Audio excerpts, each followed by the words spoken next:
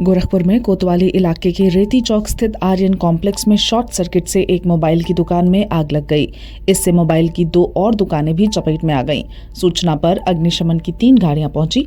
अग्निशमन कर्मियों ने कड़ी मशक्कत के बाद आग पर काबू पाया। बताया जा रहा है कि इसमें लाखों का सामान जलकर राख हो गया। दूसरी ओर कर्मियों का कहना है कि अभी इसका आकलन किया जा रहा है।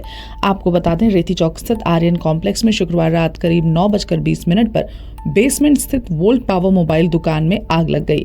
दुकान बंद थी, बाहर से ताला लगा था, इसीलिए किसी को भी कुछ पता नहीं चल पा रहा था। देखते ही देखते बेसमेंट की 2 और बंद दुकानें सैफ मोबाइल व केजीए मोबाइल भी आग की चपेट में आ गईं। आग की सूचना पर कोतवाली पुलिस के साथ ही अग्निशमन के 3 वाहन भी पहुंच गए। बेसमेंट में दुकान होने की वजह से अग्निशमन कर्मियों को आग बुझाने में परेशानी का सामना करना पड़ा। वोल्ट पावर मोबाइल की दुकान में मास्टर लॉक होने की वजह से उनका ताला नहीं खुल पाया। इस दौरान पूरे कॉम्प्लेक्स में धुआं फैल गया। इस संबंध में मीडिया कर्मियों से बात करते हुए अग्निशमन अधिकारी शांतनु कुमार यादव ने बताया। कल सर रात में रेती चौक पे कुछ दुकानों में आग लग गई थी, उधर क्या है पूरा मामला? रात में हम लोगों को 9:20 पे सूचना मिली कि आर्यन कॉम्प्लेक्स रेती चौक में एक मोबाइल की दुकान में आग लग गई है। तो सूचना को हम लोग तत्काल अमल में लाए और यहाँ से 2 गाड़ी लेकर के मैं खुद जो है घटनास्थल के लिए प्रस्थान किया। तो वहाँ पहुँचकर देखा तो धुआं उन दुकानों से निकल रहा था।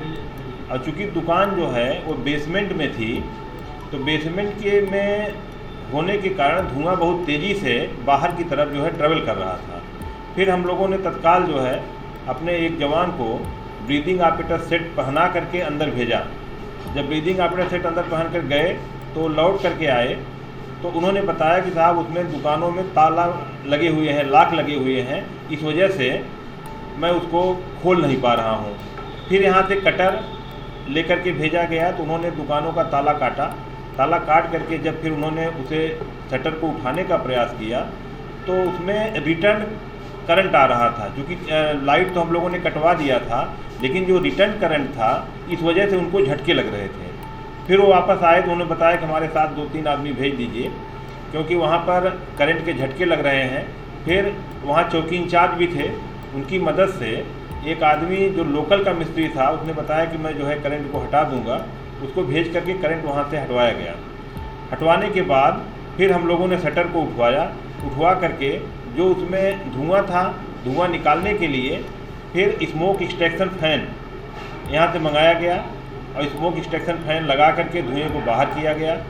फिर ब्रीदिंग ऑपरेटर सेट पहन करके हमारे जवान गए और इन लोगों ने शटर को उठा करके और फिर जो है फायर टेंडर से पानी चला करके फिर आग को बुझाया गया।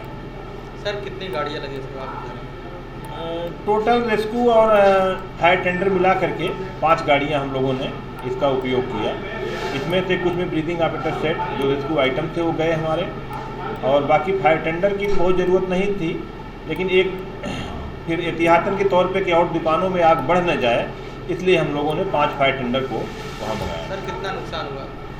नुकसान का आकलन तो आज हो पाएगा, क्योंकि रात में उनके मालिक जो थे वो थे नहीं। अब चूँकि उनका क्या स्टॉक है, क्या उन्होंने मेंटेन किया है, तो हम लोगों का तो जो कि प्रथम दृष्टया जो है केवल आग बुझाने का है, आग बुझा लिया गया। आज देख करके फिर आकलन को कर लिया जाएगा क्या नुकसान हुआ है।